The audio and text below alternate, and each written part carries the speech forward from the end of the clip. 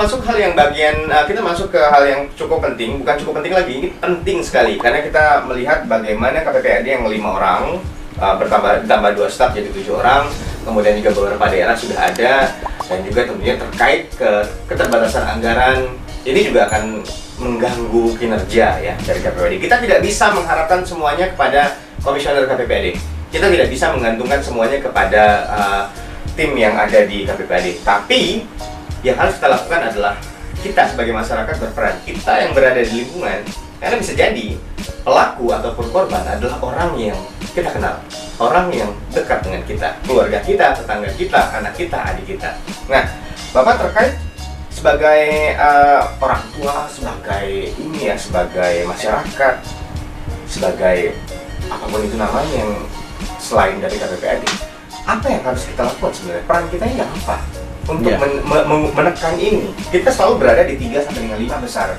Kalau kita berhadapan dengan pemerintah juga punya hal lain yang kita tahu ya. Kita tidak bisa mutlak menyalahkan pemerintah untuk ini. Pemerintah ada mengurusi ekonomi, mengurusi lain, karena negara kita terlalu besar untuk diurus hanya dalam satu waktu, hanya dalam waktu 5 tahun. Nah, kita ini Pak yang berada di bawah, apa yang harus dilakukan? Peran kita apa? Iya, jadi yang terpenting memang bahwa ketika bicara mengenai anak ini kan menjadi tanggung jawab semua pihak ya.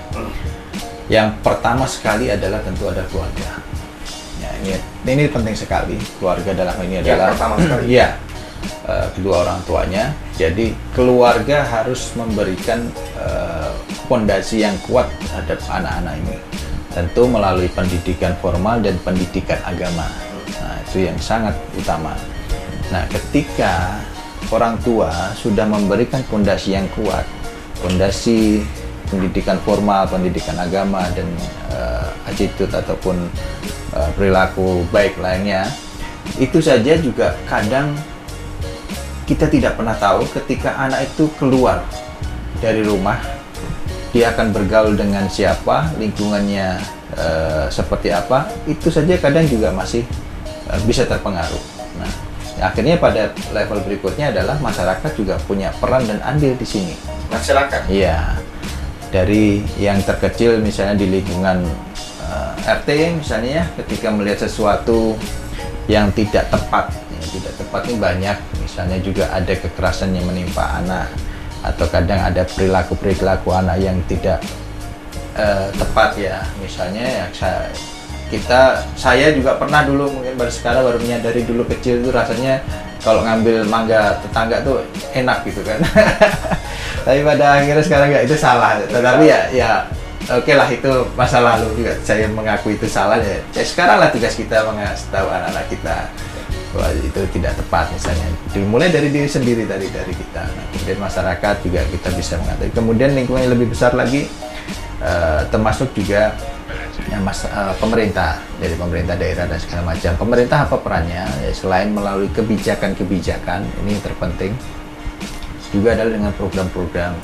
Jadi tadi ketika saya menyampaikan ada anak sebagai pelaku, ya, dalam perspektif perlindungan anak, ketika anak sebagai pelaku, dia adalah anak juga sebagai korban. Nah, korban apa? Tadi itu mungkin korban dari pola pengasuhan yang tidak sempurna. Tidak sempurnanya bisa jadi karena kedua orang tuanya berpisah, bisa jadi karena kurangnya perhatian dan pengawasan. Nah, korban juga dari lingkungan masyarakat. Mungkin kita juga ada mengatakan kalau daerah tertentu itu image-nya tidak baik. Nah, itu kan juga masyarakat berarti lingkungan. Dan bisa jadi juga korban dari kebijakan pemerintah yang tidak ramah anak.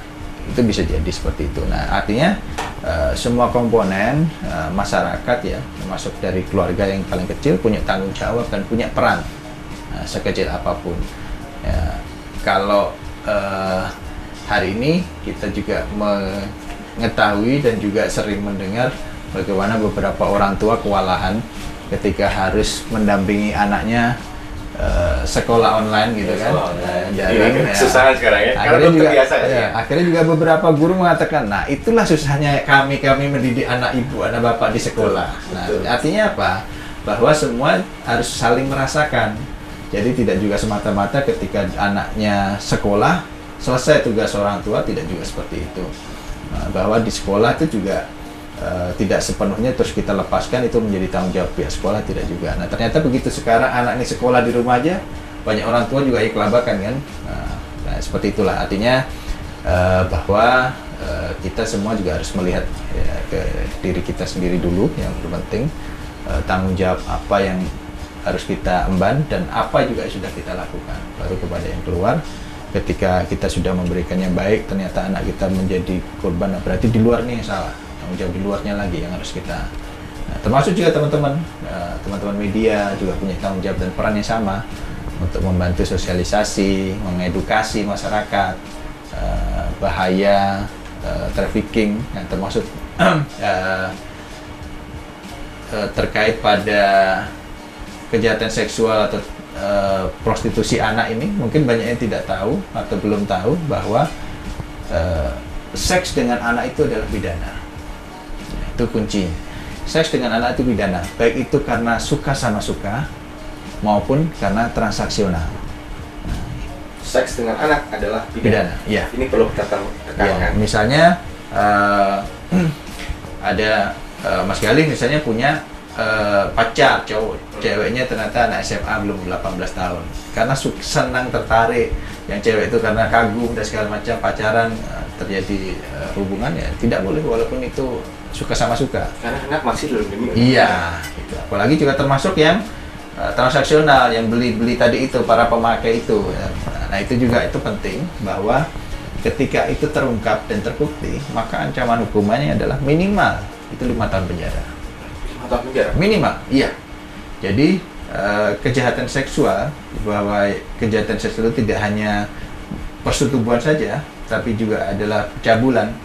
Pencabulan itu misalnya meremas payudara, ataupun mencium, ataupun pelecehan seksual lainnya. Ya, ketika itu terbukti, ya ancaman hukumannya minimal 5 tahun penjara. Saya potong. Apakah menurut Bapak secara hukum untuk kasus-kasus seperti ini sudah sangat layak untuk ke pelaku? Apakah sudah cukup? Ini hukuman sudah cukup? Karena kemarin beberapa waktu yang lalu sempat polemik masalah RUU TKS dan lain-lainnya. Apakah seberapa penting sebenarnya hukum ini diterapkan?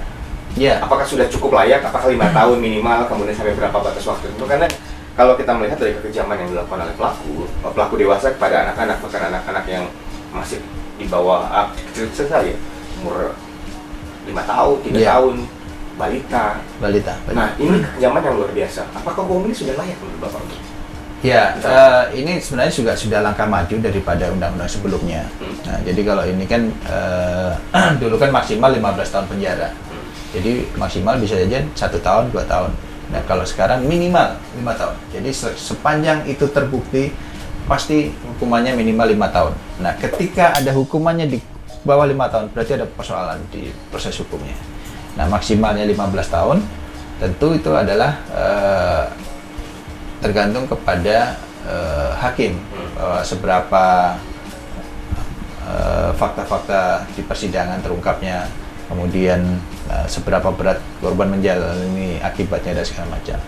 Nah, dari yang ada ini adalah sebenarnya terpenting adalah pada korban. Nah, pada RUU PKS ini salah satu yang sedang dibahas adalah mengenai restitusi. Nah, restitusi ini selama ini tidak pernah diungkap ataupun didengungkan ataupun kurang juga diangkat. Di undang-undang sebelumnya tidak mencakup itu? Di undang-undang trafficking ada, nah, tapi restitusi, kalau trafficking tidak semata-mata terkait pada kejahatan seksual kan, bisa jadi hanya human trafficking saja gitu. Nah, restitusi ini adalah ganti rugi. Ganti rugi. Contohnya apa? Ketika anak menjadi korban kejahatan seksual, kemudian dia hamil, ya kan? Dia hamil kadang karena hamil di sekolah dikeluarkan karena dianggap membuat aib, ya.